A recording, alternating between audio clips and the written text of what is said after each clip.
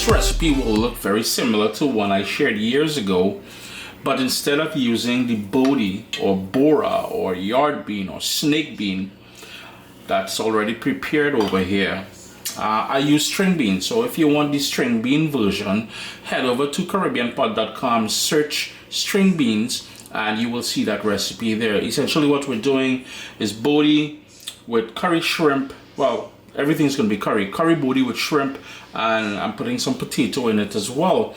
And I have the shrimp already cleaned and deveined and everything else here, washed with the juice of a lemon and cool water.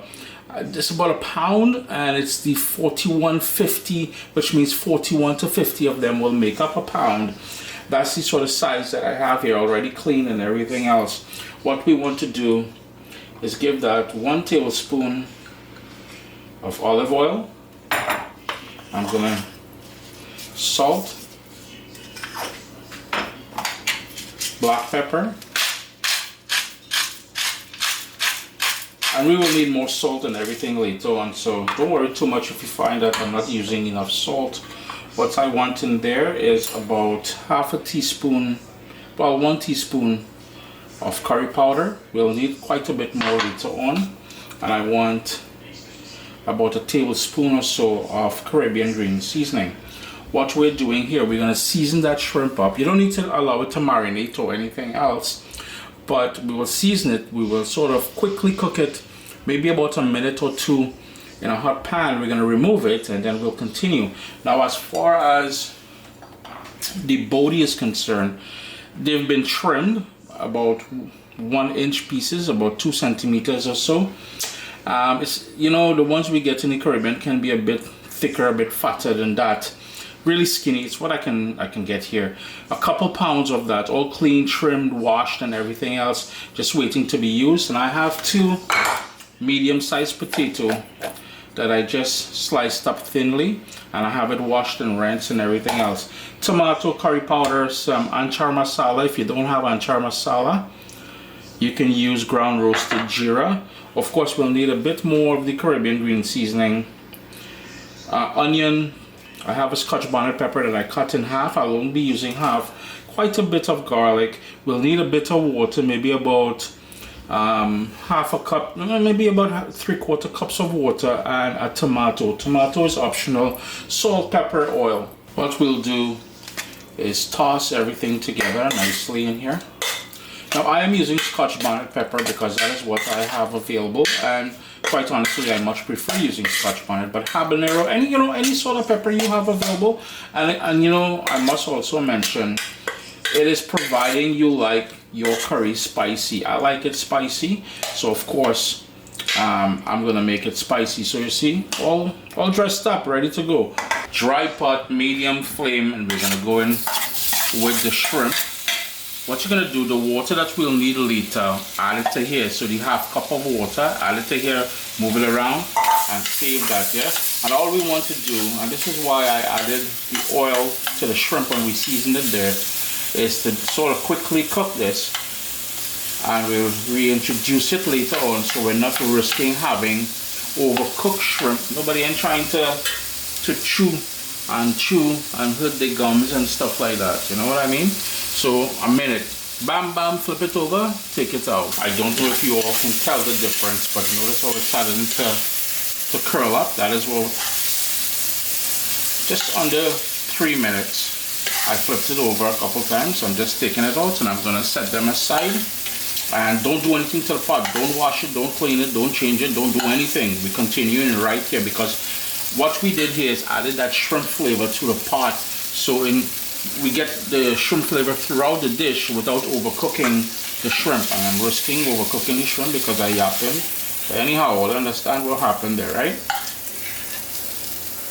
In the same pot, I'm gonna go in with about a tablespoon and a half more of that olive oil. Now I'm using olive oil. You know, traditionally mommy would have used vegetable oil. If you want to use a corn oil, sunflower oil, whatever oil you, oh look at that, I'm going closer to 2 tablespoons of that oil, yeah? Whatever oil you like using, feel free to flex that. Diced onion, a whole bunch of garlic. You guys know I love a lot of garlic when I'm cooking curry. Just going to quickly hit that a little stir, and I want a bit more of that Caribbean green seasoning.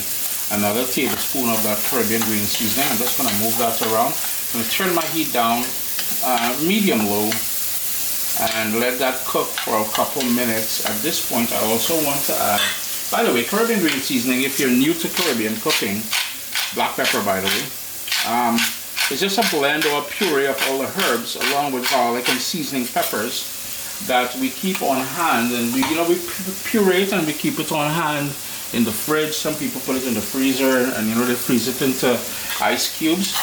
But if you're looking for the recipe for that, head over to CaribbeanPot.com, search Caribbean green seasoning or green seasoning. I have a couple versions on there. One being, you can really smell that shrimp, so that shrimp flavor is deep in there. One being a small batch version, and the other being a bigger batch version for people who use it quite often as I do. What I want also is a bit of that anchor masala in here, yeah? And that's going to have notes of that jeera, plus other things that we really want to pull out. My heat's still on medium low. In goes that curry powder. And you can use any kind of curry powder that you like using. It's totally up to you. I'm going to hit that a stir. And this is why I have quite a bit of oil in here, if you notice. Earlier there we put quite a bit. We want to sort of toast all these spices, which makes up, well, kind of wet toast, because remember there's oil in it, so we're kind of frying the curry at this point. We are not burning it. And please stop using that term, burn the curry. If you burn the curry, it's going to be disgusting. Nobody is trying to eat burnt curry. That is very vulgar on our palate. We're going to continue going here for about 4 or 5 minutes. As you notice, the curry powder is going to start going darker. It's going to start clumping, but that is cool. That is where we want it to be. Kitchen is smelling absolutely incredible. I've got everything all fragrant and ready to go. So here's where we're going to add all of that prepared Bodi. Of course, we want to toss it and coat. Watch more the Bodi flying out, boy. Uncle Chris, you're a rough rasta. Anyhow, give that a nice little toss, yeah? Time to add that thinly sliced potato in there, along with the Scotch bonnet pepper. I'm just going to top that down. It's time for salt. And of course the water that I spoke about. I added closer to 1 cup of water in there. Of course you want to give that a stir. Now you have 2 options here. You can add more water and make this into a sort of gravy. When you finish it off, make it into a gravy. What I'm going to do is cook it somewhat dry. So this is why I didn't go too heavy with the water. To help it come up to that boil, lid on. It won't take long for it to start coming up to a boil. As you can see there, we start to see bubbles. Just going to hit that one more quick stir just to make sure everything combines nicely. I'll add my tomato in there. And what I also want is some coconut cream. Just a nice thick, maybe about 1.5 tablespoons to 2 tablespoons of coconut cream. It's been in the fridge, that's why it's in a sort of a clumpy texture there. Got a vigorous bubble going now. I'm just going to mix that in. That tomato will brighten up the dish.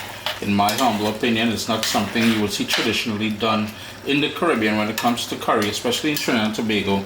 And I'm just tucking the coconut cream down inside the liquid because I want that to melt and sort of make its way throughout the entire dish. What the tomato will bring is a sort of acidity to the game, so it'll balance off all the flavors. I'm just going to turn my heat down just a little bit. I'm going to put the lid back on. But what I'm going to do is leave it slightly ajar so it can breathe, and most of that steam and everything else can escape without remaining in there. It's been about 25 minutes. And you can see the Bodi will sprout its own liquid as well too. I'm just going to hit that a quick stir. At this point, you're going to do a couple things. Make sure the potato is cooked. If it's not cooked properly, you're going to continue cooking it. And so too the Bodi. But more importantly, I want you to taste the sort of sauce that you're seeing there. And adjust the salt to your liking. You're not seeing things in the back there. I've got another pot going with some pasta for Polly. Polly is not going to touch anything with shrimp and curry. Aye, the boy picky. But anyhow, we'll sort that out later on. We'll continue cooking this for another 10 minutes or so, because I want to dry up some of the liquid there. Knowing that this pot will have a lot of residual heat, simply because it's a glazed clay pot, right? So what I'm gonna do is turn off my stove, and then, yeah, there's a bit of liquid still in there. Now you can leave it exactly as it is, no problem. You will want that if you're dipping your sada roti and stuff like that. Providing everything is tender now, you're happy with the salt. This is where now we're gonna reintroduce the shrimp back in there. But again, I'm turning off the stove because I don't want to overcook the shrimp with the residual heat. And I'm talking with my hand here. It's a Caribbean thing too, not just the Italians who just do it. Caribbean people, yo, Middle Easterns too, boy. Oh gosh, them Iraqi and Iranians. I always see they talking with their hand. In goes that shrimp. And I want all the juices and everything to go in inside there. Shake, shake, milk it if you have to. Stove off, and all I'm gonna do now is just make that shrimp do it a nice little justice inside there, so you're getting those nice big plump pieces of shrimp. And again, if you want to use smaller shrimp or bigger shrimp, it's totally up to you. Uncle Chris signing off now because I'm quite happy with the results that I have here. Heat off, salt perfect. A little spicy from that Scotch bonnet pepper, but I like it spicy. Remember the undertone, the sweetness from that coconut milk. Aye, aye, aye. That's the thing self. Organize a little buttershot roti, rice, whatever it is. Handle your stories. Are gone.